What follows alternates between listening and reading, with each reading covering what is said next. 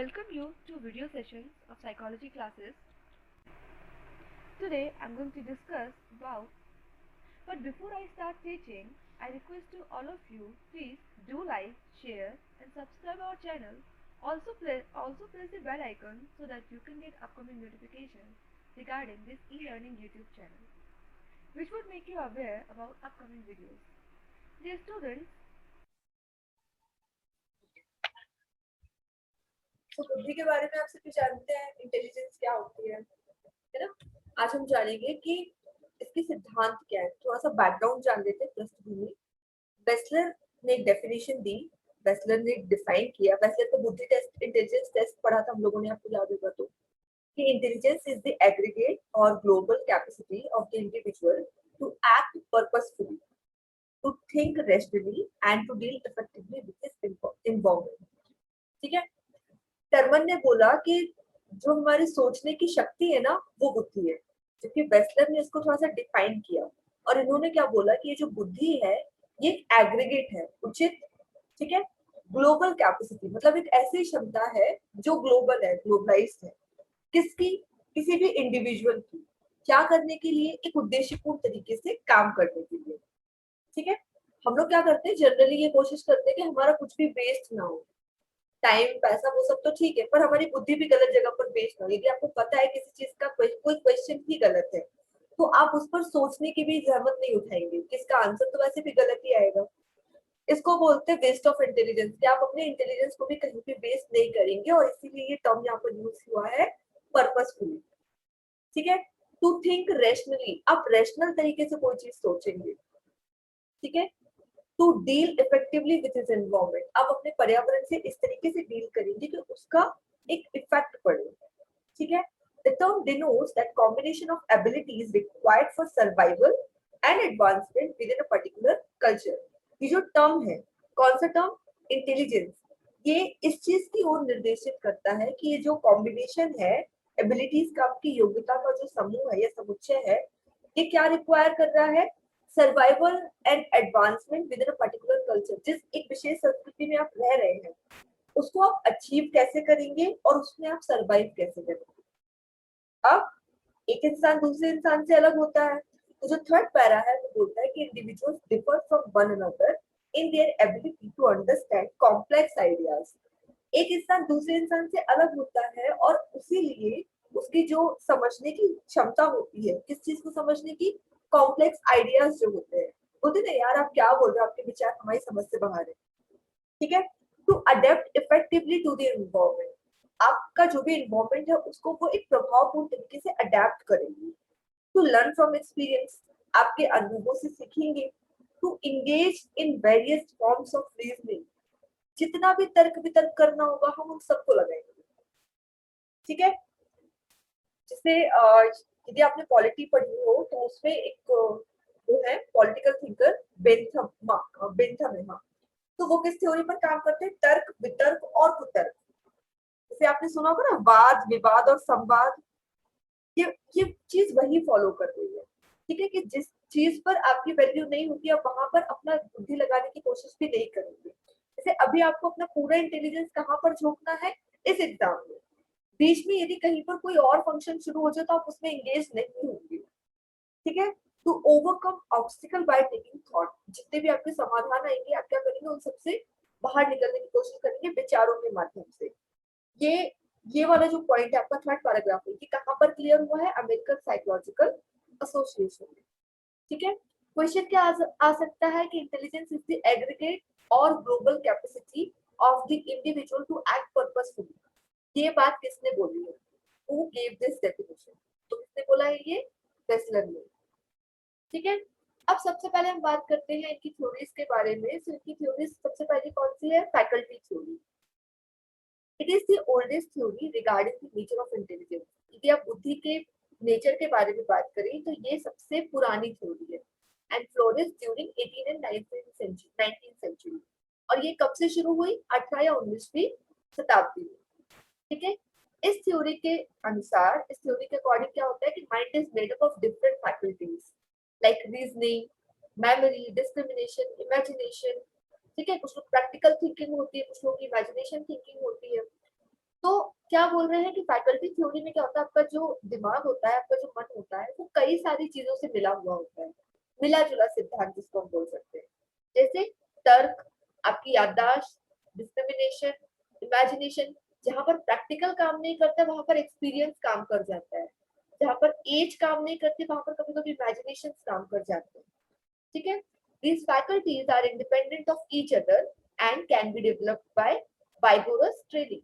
ये जो फैकल्टीज है किस चीज पर निर्भर करते हैं, किस चीज पर, ये एक दूसरे से बिल्कुल इंडिपेंडेंट है, किसी भी चीज पर निर्भर नहीं करते, and it can be developed by vigorous training. और ये सारी अलग अलग ट्रेनिंग से आप सीख ही रहे हैं ना, आपके एक्सपीरियंसेस से। दूसरा है आपका एक कारक सिद्धांत, बुद्धि का एक कारक सिद्धांत, जिसको हम वन फैक्टर और यूनिफैक्टर थ्योरी बोलते हैं। ये क्या करता है, it reduces all abilities to a single capacity of general intelligence और कॉमन सेंस। जनरल इंटेलिजेंस को हम क्या बोल सकते हैं, कॉमन सेंस। और वन फैक्टर थ्योरी में क्या होता है, आपकी जो भी जितनी भी आपकी एबिलिटीज होगी ना, वो सब एक सिंगल कैपेसिटी में रिड्यूस हो जाएगी। ठीक है, दिस वुड इम्प्लाई, जैसे एक बार में आप एक ही काम कर पा रहे हैं, this would imply that they are all perfectly correlated and would make no allowance for the universe of people। ठीक है, जैसे abilities along different lines। अब ये क्या इम्प्लाई करता है, ये इम्प्लाई करेगा कि ये जो जितने भी आपके कॉमन टर्म्स हैं, डिस्क्रिमिनेशन, इमेजिनेशन, ये सारी चीजें एक दूसरे से कोरिलेट है। ठीक है, and would make no allowance for the universe of people. और ये कोई अलाउंस भी नहीं देती किसी इंसान को अलग से कोई काम करने के लिए। अब इंपॉर्टेंट थ्योरी अब शुरू होती है, जहां से क्वेश्चन सबसे ज्यादा पुट किए जाएंगे। स्पीयरमैन का द्विकारक सिद्धांत। ठीक है, सबसे पहले faculty theory, then one factor एक कारक सिद्धांत, दूसरा स्पीयरमैन का द्विकारक सिद्धांत। इसको डेवलप कब किया गया, 1904 में इंग्लिश साइकोलॉजिस्ट थे वो, जिनका नाम क्या था, चार्ल्स स्पीयरमैन। ठीक है, ही प्रपोज दैट, इन्होंने ये प्रस्ताव रखा कि intellectual abilities were comprised of two factors. इन्होंने बोला कि जो भी इंटेलेक्चुअल एबिलिटीज होती है, ये किस चीज से कंप्राइज होती है, किस चीज से मिली हुई होती है, दो कारकों से। ठीक है, वन जनरल एबिलिटी और कॉमन एबिलिटी। अभी हमने कॉमन एबिलिटी पढ़ी ना ऊपर, one factor theory, known as G factor. इसको हम क्या बोलते हैं, जी फैक्टर। दूसरी है आपकी स्पेसिफिक एबिलिटी, जिसको हम बोलते हैं एस फैक्टर, यानी कि इसको आप जीएस थ्योरी भी बोल सकते हैं।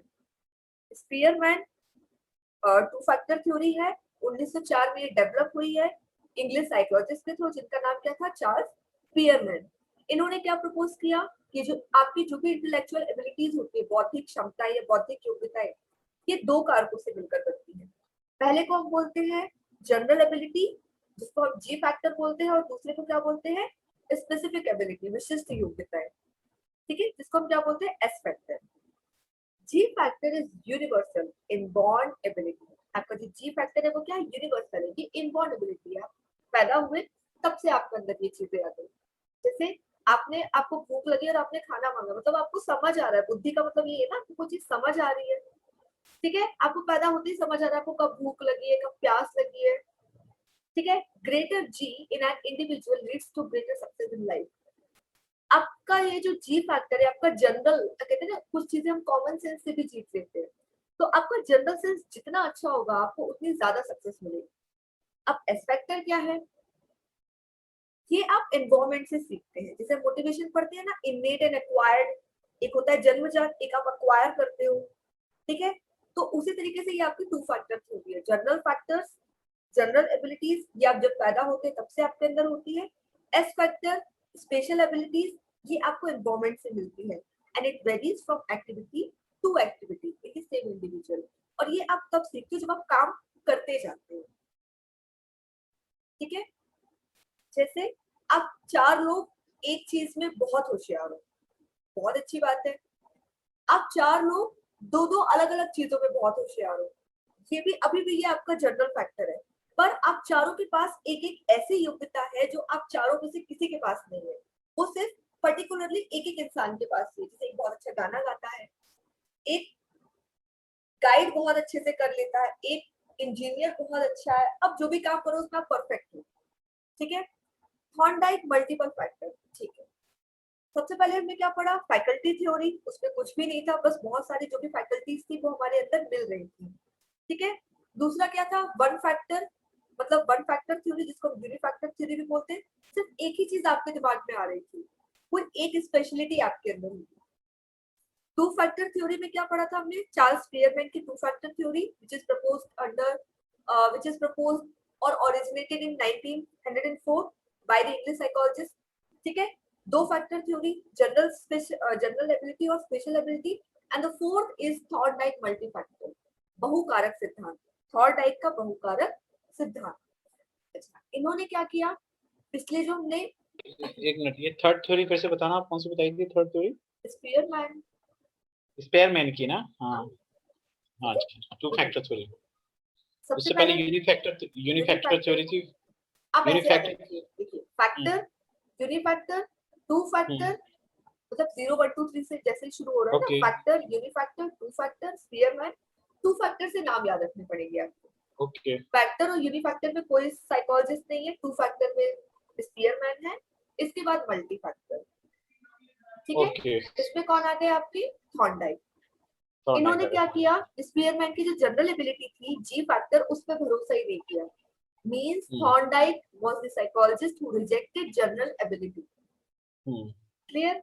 Each mental activity requires an aggregate of different set of ability.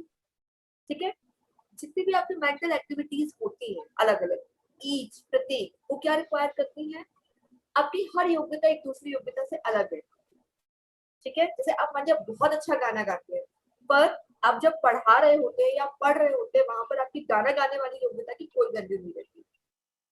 Getting my point? He distinguished the following four attributes. इन्होंने क्या बोला, फोर एट्रीब्यूट्स थे, ठीक है। लेवल, रेंज, एरिया और स्पीड, ठीक है। इसको आप रास बोल सकते हैं, level, range, area, speed, LRAS। Level में क्या है, it refers to level of difficulty of task that can be solved. ये आपको जनरल से एक ऐसे लेवल पर लेके जाएगा, एक ऐसा डिफिकल्टी लेवल होगा एक ऐसे टास्क का जिसको आप सॉल्व कर सकते हो, ठीक है। रेंज में क्या होगा, ये नंबर ऑफ टास्क बढ़ा देंगे कि अभी आप एक टाइम में एक काम कर रहे थे, फिर आप एक टाइम में दो काम करोगे। At any given degree of difficulty, और डिग्री डिफिकल्टी की जो डिग्री होगी उसको भी ये बढ़ा सकते हैं।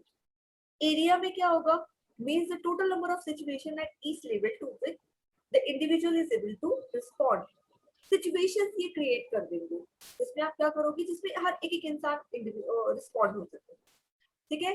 Speed is the rapid rapidity with which we can respond to the items, कोई चीज रिपीट हो रही है रैपिडली, जल्दी जल्दी।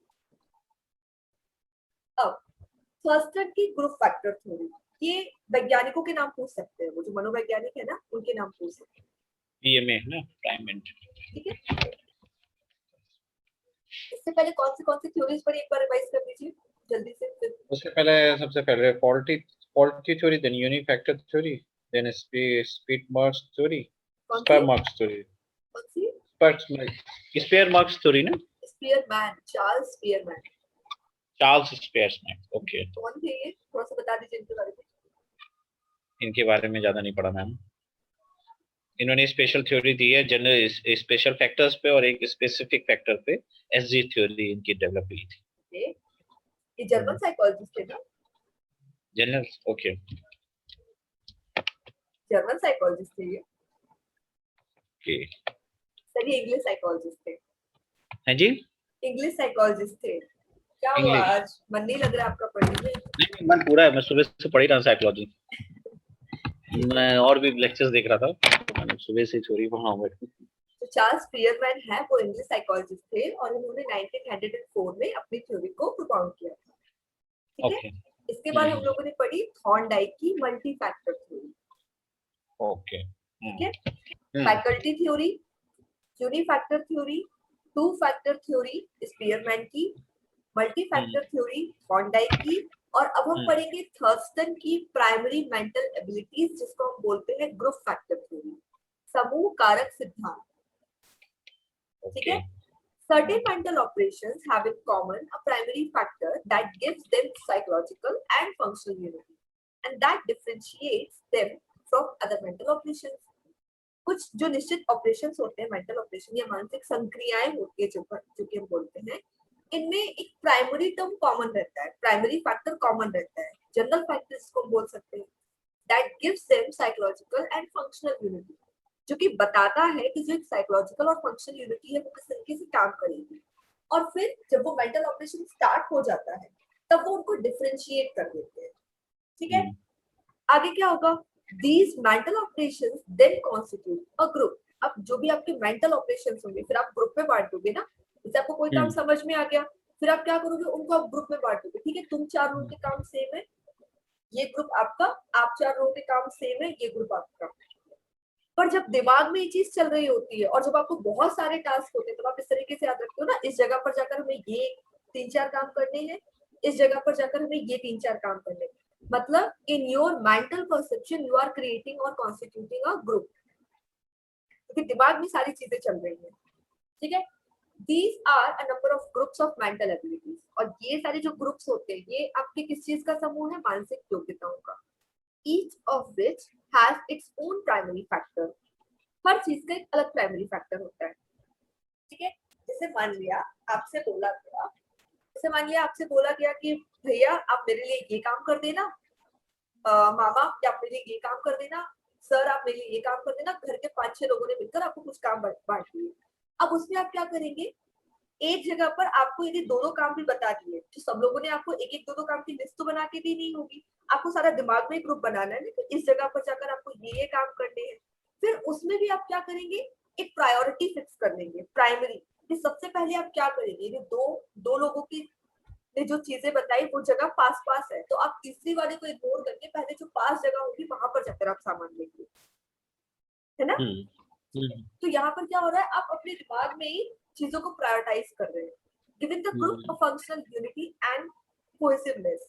ठीक है, आप एक ग्रुप में फंक्शनल यूनिटी बना रहे हो कि सारा काम एक साथ करना है और प्रभावपूर्ण तरीके से, ये नहीं कि सबका काम कर दिया पर सब उल्टा सीधा। ठीक है, each of these primary factors is said to be relatively independent of the other. ये सारी चीजें एक दूसरे से relatively independent होंगी, मतलब संबंधित तो रहेंगी पर सब कुछ अलग अलग होगा। जैसे बच्चों ने बोला नॉर्मली ऐसे नॉर्मली ये प्राइमरी फैक्टर थ्योरीज पे अप्रूवल मिला है ना इसी थर्स्टन को? बिल्कुल बिल्कुल है ना, पीएमई पे क्वेश्चंस थे, है ना? हाँ, क्योंकि देखिए जैसे एग्जांपल इसका ले, मैम ने बोला कि आप बाजार से सब्जी ले आइएगा, वो भी प्रायोरिटी है। ठीक है, और आपकी बेटी, आपके बच्चे ने बोला या फिर छोटी बहन ने बोला कि भैया मेरे लिए मेरी एक किताब लेते आइएगा। अब आप ये तो नहीं करेंगे ना वो किताब लाकर आप अपनी वाइफ को थमा दे, है ना, फॉर एन एग्जाम्पल, और वो सब्जियां लाके आप वो बहन को दे दे। पर ये क्या हो रहा है? रिलेटिव तो है, एक दूसरे से रिलेटेड तो है पर इंडिपेंडेंट है। ठीक है, अब इसमें आगे क्या हो रहा है? थर्स्टन ने 6 प्राइमरी फैक्टर दिए हैं। थर्स्टन ने कितने प्राइमरी फैक्टर दिए हैं? 6। जबकि इससे जस्ट पहले हमने क्या पढ़ा था? थॉर्नडाइक की मल्टी फैक्टर थ्योरी पढ़ी थी, इसमें 4 प्राइमरी फैक्टर दिए थे। ठीक है, जबकि थर्स्टन ने ग्रुप फैक्टर है, चूंकि मल्टी में 4 है और ग्रुप में 6 है। आप ऐसे याद रखिएगा, मल्टी फैक्टर में 4 है और ग्रुप फैक्टर में 6 है। ओके, ठीक है, ओके। सबसे पहले क्या बोला? The number factor, ability to do numerical calculations rapidly and accurately. अब बहुत जल्दी कोई चीजें सॉल्व कर पा रहे हो पर सच्ची सॉल्व, मतलब सही सॉल्व कर रहे हो। ठीक है, the verbal factor found in test involving verbal comprehension. आप कोई वर्बल टेस्ट दे रहे हो और आप एकदम करेक्ट बात कर रहे हो, सही बोल रहे हो, जो आपका कॉम्प्रिहेंशन है वो एकदम सही जा रहा है। Space factor involved in any task in which the subject manipulates the imaginary objects in space. ठीक है, आपको चीजें क्या कर रही हैं? मैनिपुलेट कर रही हैं। ठीक है, जैसे आप पढ़ रहे हैं और बीच में आपका कोई फेवरेट फूड आ जाए तो आप क्या कर रहे हो? वो आपको फूड क्या कर रहा है? आपको मैनिपुलेट कर रहा है, प्रहस्तलन जिसको हम बोलते हैं। Memory involving ability to memorise quickly. ठीक है, अब इसमें क्या एबिलिटी है कि आप कोई चीज बहुत जल्दी याद रखो, जैसे किसी का date of birth, contact number. The word fluency factor involved whenever the subject is asked to think of isolated words at a rapid rate. कोई भी शब्द आपको बहुत जल्दी याद हो रहा है, ठीक है, और जितनी बार जब आपसे पूछा गया आप उसको बता दे रहे हो। रीजन फैक्टर में क्या होगा, found in task that require a subject to discover a rule और principle involve in a series और ग्रुप ऑफ लेटर। ठीक है, एक टास्क में आपको उलझा दिया गया, कोई टास्क आपको मिला जो क्या रिक्वायर कर रहा है, हर बार एक नया रूल या नया प्रिंसिपल जिसमें सीरीज और ग्रुप ऑफ लेटर है, मतलब बहुत सारी चीजें थी, ब्लड रिलेशन के क्वेश्चन। ठीक है, based on these factors Thurston constructed a new test of intelligence, इसको क्या नाम दिया गया, test of primary mental abilities, मुख्य मानसिक या प्रमुख मानसिक गुण। ठीक है, तो पीएमए यदि आता है टेस्ट जो है, पीएमए टेस्ट किसने दिया, तो किसने दिया, थर्स्टन ने। ठीक है, ग्रुप फैक्टर थ्योरी थर्स्टन ने दी, जिसको हम क्या बोलते हैं, प्राइमरी मेंटल एबिलिटीज भी बोलते हैं। इसमें कितने प्राइमरी फैक्टर्स कंक्लूड किए गए, 6। ठीक है, अब आया गिलफोर्ड का स्ट्रक्चर ऑफ इंटेलेक्ट मॉडल। ठीक है, गिलफोर्ड ने क्या बोला कि according to Guilford every intellectual task can be classified according to its content, the mental operation involve, the product resulting from the operation. Guilford ने बोला जो जितने भी बौद्धिक टास्क होते हैं, चुनौतियां होती हैं, इंटेलेक्चुअल टास्क होते हैं, वो क्लासिफाई किए जाते हैं 3 चीजों में। सबसे पहले आप जब कोई काम करोगे तो उसकी रूपरेखा बताएंगे, कंटेंट की क्या है, इसमें क्या क्या चीजें कंटेन की गई है, तो मेंटल ऑपरेशन इन्वॉल्व, क्या क्या चीजें चाहिए। ठीक है, जैसे आपसे बोला आपको वहां जाना है, तो सबसे पहले आप ये पता करोगे कहाँ जाना है, फिर आपको वहां जाने के लिए कितना समय, कौन सा कन्वेंस, ये क्या क्या चीजें चाहिए आपको।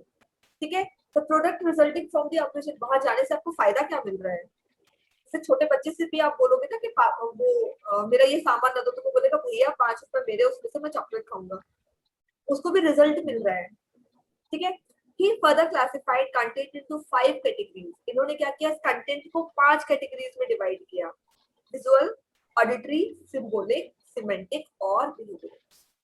ठीक है, कंटेंट को 5 कौन सी चीजों में, इसको आप बोल सकते हैं wasp, BASSP, visual, auditory, symbolic यानी सिंबल के थ्रू, सिमेंटिक यानी आप याद रख रहे हो।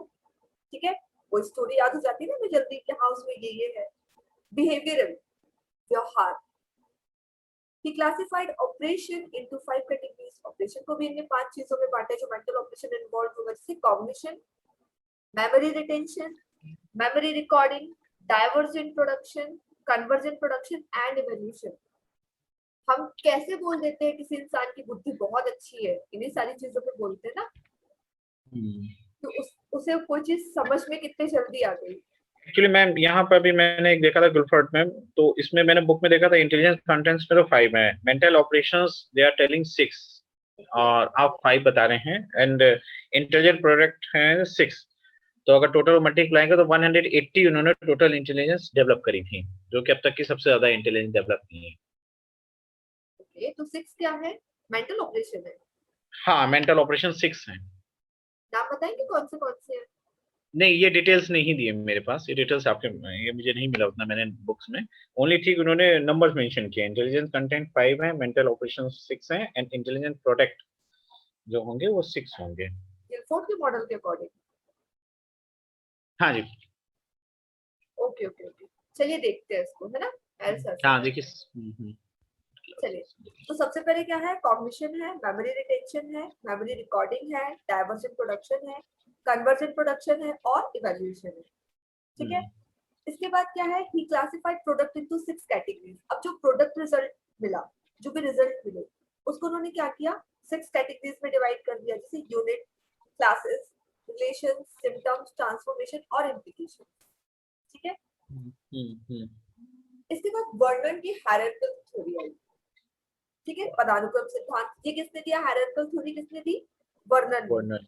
इन्हें क्या बोला कि intelligence can be described as comprising abilities at varying levels of generality. ठीक है, इसका जो सबसे हाईएस्ट लेवल है, जिसको हम क्या बोलते हैं, G, general intelligence, factor with the largest source of variance between individual. ये किसने बोला, स्पीयरमैन ने जनरल इंटेलिजेंस के बारे में उन्हीं ने बात की थी। इसके बाद नेक्स्ट लेवल की बात इन्होंने की, तो हाईएस्ट लेवल के बाद क्या है, next level, major group factors such as verbal, numerical, educational. ठीक है, जिसको हम क्या बोलते हैं, v ed, and practical, mechanical, spatial, special, physical ability. ठीक है, तो दो ग्रुप आए नेक्स्ट लेवल में, major group factor. Major group factor को नाम दिया गया, इसमें क्या क्या चीजें आ गई, वर्बल, न्यूमेरिकल, एजुकेशनल। कोई इंजीनियरिंग में अच्छा है, दैट इज नेक्स्ट लेवल का कोई इंसान है। प्रैक्टिकल, मैकेनिकल, स्पेशल, फिजिकल, मतलब ये सारी चीजें इसमें इंक्लूड हुई। कोई चीज आप प्रैक्टिकल कर रहे हो, मैकेनिकली कर रहे हो, स्पेशल विस्तृत रूप में कर रहे हो। द नेक्स्ट लेवल में क्या आ जाएगा, minor group factor are divided from major group factor. मतलब माइनर से माइनर जो है मेजर से निकल कर आया है। और सबसे बॉटम लेवल पे क्या आया है आपका, एस फैक्टर। ठीक है, वर्नर ने क्या किया, हायरार्की बताई है। तो मैम सबसे जो जनरल टर्म्स सबसे पहले इंटेलिजेंस डेवलप किया, स्पेयरमैन ने किया या वर्नर ने किया? क्वेश्चन अगर इसमें बनता है तो सर स्पेयरमैन ने किया है, वर्नर ने हायरार्की की है। वर्नर ने हायरार्की डेवलप की, वर्नर ने हायरार्की डेवलप की। ठीक है, ऑन स्पेसिफिक फैक्टर पे। जो जी फैक्टर और स्पेसिफिक फैक्टर, देखिए यहाँ पर भी लिखा हुआ है general intelligence Spearman, specific factor Spearman. ठीक है, मतलब ये जो जी फैक्टर और एस फैक्टर जहां पर भी आता है और क्वेश्चन आता है किसने दिया, आप आंख बंद करके स्पेयरमैन लगाइएगा। Okay. Individual difference in intelligence are approximately 60% attributes to genetic factor. ठीक है, कोई इंडिविजुअल डिफरेंस होता है इंटेलिजेंस का, तो वो लगभग कैसा होता है जेनेटिक फैक्टर का, 60%। ठीक है, आपके पेरेंट्स की जो इंटेलिजेंस पावर थी वो कितनी थी, उसका 60% आपके अंदर आएगा। There is evidence implicating jeans, हाँ आप उस चीज को यूज नहीं कर रहे हैं वो एक अलग बात है। There is evidence implicating genes in racial group differences in averages, average level of mental ability। ठीक है, और ये सबूत है कि किस तरीके से ये जो समूह होता है वो क्या करता है, मेंटल एबिलिटी को एक अलग अलग जगह पर प्रयोग करता है। ठीक है, अब आई क्लैटल की फ्लूइड एंड क्रिस्टलाइज्ड थ्योरी। तो ये फ्लूइड और क्रिस्टलाइज्ड थ्योरी किसने दी, कैटल। कैटल ने क्या बोला कि इंटेलिजेंस दो तरीके की है, पहली होती है फ्लूइड, दूसरी होती है क्रिस्टलाइज। अब इसको समझने की कोशिश करते हैं। फ्लूइड का मतलब समझते हैं आप, जड़ जड़ बोलते हैं ना, स्थिर। ठीक है, the fluid aspect of this theory says that intelligence is basic capacity to genetic potentiality। ठीक है, and this is affected by the past and new experiences। ठीक है, the fluid, ये जो fluid शब्द है इसको क्या क्या इस थ्योरी का क्या एस्पेक्ट माना गया कि इंटेलिजेंस एक बेसिक कैपेसिटी है, नॉर्मल क्षमता है जो आपकी जेनेटिक पोटेंशियलिटी से निकल कर आती है। ठीक है, जैसे मान लिया डॉक्टर का बेटा सिंगर बना, पर जितना फेमस पापा डॉक्टर थे उतना ही फेमस बेटा सिंगर बना। तो इसमें ये कहीं से नहीं कहा जा सकता कि बेटा होशियार नहीं है, बेटे में भी उतने ही पोटेंशियल्स है पर इंटरेस्ट अलग है। And this is affected by the past and new experiences. और ये सारी चीजें कहाँ से अफेक्ट होती हैं, आपके पुराने और नए अनुभवों से। क्रिस्टलाइज्ड थ्योरी में क्या होगा, the capacity sorry it is the theory, this theory is a capacity resultant of experiences, learning and environment। Flood में क्या होगा, आपके पास एक लिमिटेड सोर्सेज होंगे सीखने के, कि आप बस इन्हीं चीजों से सीखोगे। ठीक है, और इसमें एक पॉइंट जो इंक्लूड है वो है जेनेटिक पोटेंशियलिटी। जबकि क्रिस्टलाइज में क्या होगा, आप बदलती हुई चीजों से सीख रहे हो, मतलब आप हर पल कुछ ना कुछ सीख रहे हो। इसके बाद है गार्डनर की मल्टीपल इंटेलिजेंस थ्योरी। गार्डनर की multiple intelligence theory, all are born with potential to develop a multiplicity of intelligence।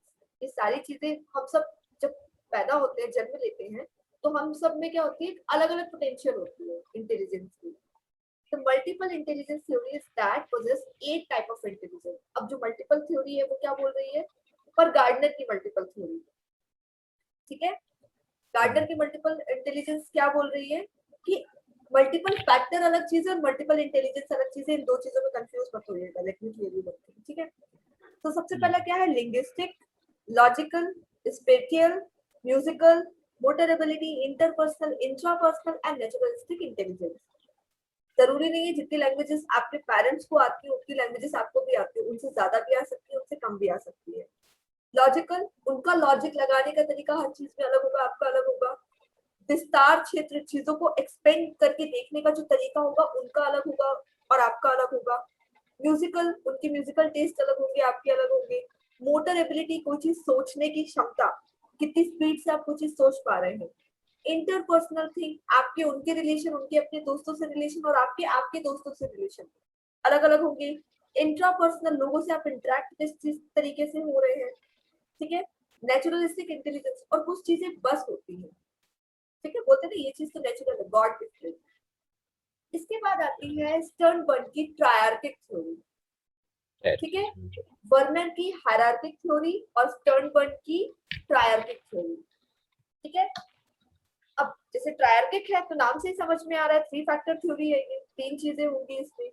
इसको दिया किसने? रॉबर्ट स्टर्नबर्ग ने 1985 में, ठीक है। Strongs triarchic theory of intelligence, ठीक है, ओके। अब इसके 3 टाइप क्या क्या है? एनालिटिकल इंटेलिजेंस, क्रिएटिव इंटेलिजेंस और प्रैक्टिकल इंटेलिजेंस, ठीक है। एनालिटिकल इंटेलिजेंस में क्या है? एनालिसिस कर रहे हो आप किसी चीज का, विश्लेषण कर रहे हो। It enables us to solve problems and to acquire new knowledge, ठीक है। ये हमें इस योग्य बनाता है कि हम चीजों को, प्रॉब्लम को सॉल्व करें और नई चीजें। बोलते हैं ना कि आपने, यदि आप किसी चीज में फेल हुए हो तो you are not failing in that thing, you are learning. Problem solving skill include encoding information, combining and comparing pieces of information and generating a solution. आपकी जो प्रॉब्लम सॉल्विंग स्किल होती है वो इंक्लूड करती है क्या? आपको इंफॉर्मेशन को किस तरीके से इनकोड करोगे, किस तरीके से आप उसको कंबाइन करोगे, किस तरीके से आप उसको टुकड़ों में कंपेयर करोगे उस सूचनाओं को, और फिर एक उसका सॉल्यूशन जनरेट करोगे। क्रिएटिव इंटेलिजेंस में क्या होगा? ability to cope with novel situation and to profit from experiences. जो भी सिचुएशन आपके साथ चल रही है उसमें आप कोप करोगे, उससे आप उभरोगे और जो नया एक्सपीरियंस आएगा उससे आप फायदा लोगे। The ability to quickly relate novel situation to familiar situation. एक होती है familiar situation, आप समझ गए उस चीज में, आपको पता है।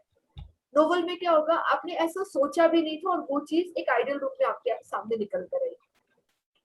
That is to perceive similarities and differences foster adaptation, ठीक है। जैसे कोई नई चीज को अचानक से परसीव करना, या तो सिमिलैरिटीज होंगी या फिर डिफरेंसेस होंगे। Moreover, as a result of experiences, we also become able to solve problems more rapidly. कहते हैं ना, no steady, no confusion, more steady, more confusion. मतलब आप जितना ज्यादा चीजों को सीखेंगे, जितना ज्यादा नई चीजों को करने की कोशिश करेंगे, उतना ज्यादा प्रॉब्लम को सॉल्व करेंगे, ठीक है। Practical intelligence, also called as street smart. Practical intelligence को हम क्या बोलते हैं? Street smart.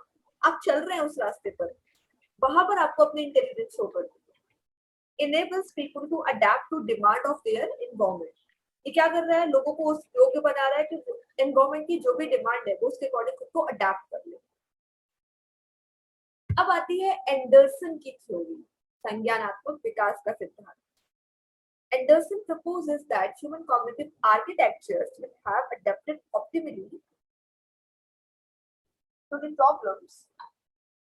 problems posed in their environment. Anderson ने क्या propose किया कि जो मानव संज्ञानात्मक आर्किटेक्चर्स हैं, इनके पास क्या होगा? किसी चीज को, कोई भी जो प्रॉब्लम इनके सामने आएगी ना, जो कि एनवायरमेंट से निकल कर आएगी, उसको ये अपने आप ही अडॉप्ट कर लेंगे। क्या आप उसको इग्नोर तो कर नहीं सकते? जैसे आप कहीं जा रहे हैं और अचानक से बारिश आ गई, तो आप क्या करेंगे? उसको इग्नोर तो करेंगे नहीं, कुछ ना कुछ सॉल्यूशन निकालेंगे। Therefore, discovering the optimal solution to the problem posed by the environment, independent of the architecture, is equivalent to discovering the mechanism used by the architecture. इसलिए उस ऑप्टिमल सॉल्यूशन को, जो प्रॉब्लम से निकलकर आएगा, पर्यावरण से निकलकर, वो क्या होगा? आर्किटेक्चर से एकदम इंडिपेंडेंट होगा। जो बनावट है, जो ऑलरेडी चीज आपके सामने है, उससे क्या होगा? एकदम अलग होगा, ठीक है। और किसके इक्विवेलेंट होगा? जब आप मैकेनिकली किसी चीज को यूज कर रहे हैं, मैकेनिज्म मतलब रक्षा तंत्र, एज अ सेफ्टी, जिस तरीके से आप उसको यूज कर रहे हैं, तो वो क्या होगा? उसके समान होगा, ठीक है। A rational analysis, as it is called, rational analysis को हम क्या बोलते हैं? Takes into account the available information in the environment. आप किसी चीज की जिम्मेदारी लेते हैं, जवाबदेहिता लेते हैं। The course of the agent, some basic assumption about computational cost in terms of a general architecture mechanism and produces the optimal behavioral function. ठीक है, किसी चीज को आप ले किस तरीके से, उसको समझने की कोशिश किस तरीके से कर रहे हैं। जैसे एक प्रॉब्लम आप दो लोगों के बीच में आई, ठीक है, जरूरी नहीं है वो प्रॉब्लम जितनी छोटी आपके लिए हो वो सामने वाले के लिए भी उतनी छोटी हो। डिपेंड करता है आप उसको किस तरीके से मैकेनिज्म करेंगे, मैकेनिकली यूज करेंगे। आर्किटेक्टिंग तो वो पहले से ही है, बनी हुई है, उसको कुछ हो नहीं सकता। सामने वाला किस तरीके से उसको डिस्कवर करेगा, ठीक है। This function then can be tested empirically and assumption modified if it improves inaccuracy. इस फंक्शन को एम्पिरिकली आप टेस्ट भी कर सकते हैं और जरूरी नहीं है इसके जो भी assumptions आए वो इनएक्यूरेट ही हो, क्योंकि आपकी जो ह्यूमन कॉग्निटिव डेवलपमेंट थ्योरी है ये प्रैक्टिकल इंटेलिजेंस की तरह काम करेगी। और एक्सपेरिमेंट बहुत सारे करने के बाद ही वो सही होते हैं। थॉमस अल्वा एडिसन ने कितनी बार बल्ब बनाए थे, तब जाकर उनका एक बना था। A contrasting point of view to this is exposed by Simon. इसका जो विरोध किया था वो किसने किया था? साइमन ने, ठीक है। And is centred around the claim, और इन्होंने ये क्लेम किया कि इन रैशनल एनालिसिस द assumption जो परिकल्पनाएं होती हैं about the architecture actually do most of the work, वो खुद में ही सारा काम कर लेती है। जैसे आप क्वेश्चन सॉल्व करेंगे असर्शन फिर रीजन वाले, फिर उसमें नीचे दिया होगा असर्शन सही है कि रीजन सही है, फिर दोनों सही है या दोनों गलत है, इस तरीके से क्वेश्चन आते हैं ना। तो साइमन ने क्या बोला कि जब आप रीजन दे रहे होते किसी चीज का, तो जो चीज ऑलरेडी असर्टेड है वो पहले से ही सही है, वो अपना आधा काम कर चुकी होती है, ठीक है। अब इसके बाद है आइजैक की स्ट्रक्चरल थ्योरी, संरचनात्मक सिद्धांत। आइजैक ने क्या डिस्कवर किया? Neurological correlates of intelligence. इन्होंने बोला कि जो स्नायु तंत्र होते हैं, स्नायु भाव जो होते हैं, ये इंटेलिजेंस से सहसंबंधित होते हैं। He identified 3 correlates of intelligence. इन्होंने बुद्धि के 3 सहसंबंधों को बताया, रिएक्शन टाइम, इंस्पेक्शन टाइम और एवरेज एफोर्ट पोटेंशियल, ठीक है। किसी चीज में आप रिएक्ट कितने जल्दी कर रहे हो, किसी चीज को आप इंस्पेक्ट कितने टाइम में कर रहे हो, और उसका जो रिजल्ट आ रहा है पोटेंशियल वो कितना है, ठीक है। इसको आप और क्या बोल सकते हैं? रिएक्शन टाइम, इंस्पेक्शन टाइम क्या है? ऑब्जर्व्ड बिहेवियर है, ऑब्जर्व कर रहे हो। जबकि एवरेज इवोक्ड पोटेंशियल बिहेवियर जो है ये मेंटल बेस है, आपके दिमाग में अचानक से कोई चीज आ रही है, इवोकेशन हो रहा है माइंड में, ठीक है। Brighter individual progressively takes less time in responding, और जो ब्राइटर इंडिविजुअल होते हैं ना वो प्रोग्रेसिवली कम समय लेते हैं रिस्पॉन्ड करने में, बहुत जल्दी बता देते हैं, ठीक है। दे शो लेस वेरिएबिलिटी इन रिएक्शन टाइम। रिएक्शन टाइम मतलब किसी चीज का जवाब देना होगा ना तो वो बहुत कम टाइम लेंगे, क्योंकि इनकी प्रैक्टिस पहले से ही हो चुकी है। Their inspection time is also less as compared to less intelligent. उनका inspection time भी कम ही होगा। जिनकी बुद्धि अच्छी है उन लोगों के बारे में बात हो रही है। Average evoked potential is often measured by the wavelength in electroencephalogram and complexities of waveform, ठीक है। ये जो स्ट्रक्चरल थ्योरी है इसमें जो वेवलेंथ है, माइंड की जो वेवलेंथ है, ये मेजर कैसे होगी? इलेक्ट्रोएन्सेफेलोग्राम, जिसको हम ईईजी बोलते हैं। क्या बोलते हैं? ईईजी। एग्जाम में इसका फुल फॉर्म आ सकता है ना। हम लोग टेस्ट लेंगे उससे पहले I will provide both of you some list जिसमें कुछ फुल फॉर्म्स दिए होंगे जिसको आपको याद करना है, like ECG, EEG, MRI, CT scan, X ray, ठीक है। इन सारी चीजों के फुल फॉर्म याद करने हैं। सीएनएस, ठीक है, ओके।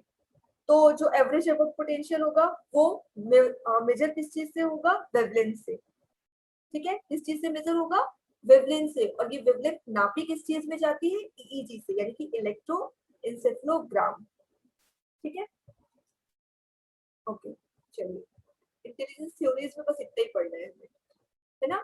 कल हम लोग क्या करेंगे? सीएनएस कंप्लीट करेंगे। इसका ग्राफ तो इंपॉर्टेंट नहीं है, ग्राफ नहीं, इसका ग्राफ कुछ इंपॉर्टेंट नहीं है। टेस्ट वगैरह हम लोग इंटेलिजेंस टेस्ट देख ही चुके थे ऑलरेडी साइकोलॉजिकल टेस्ट में, ये सिर्फ थ्योरीज थी। कल हम लोग क्या कवर करेंगे? सीएनएस, सेंट्रल नर्वस सिस्टम थोड़ा सा पढ़ लेंगे, है ना। और लीडरशिप एक टॉपिक है उसको कवर करेंगे, ओके, ठीक है, ओके। चलिए आज की क्लास को यही एंड करते हैं। हाँ, thank you ma'am. Take care. और अब आपके पास बहुत सारे क्वेश्चंस हैं प्रिंट करने के लिए, तो सारी पीडीएफ को एक बार फिर से गो थ्रू कीजिए और पूरा कर लीजिए, क्योंकि 5 तारीख से टेस्ट कंडक्ट होगी। ठीक है मैम। मैम एक चीज और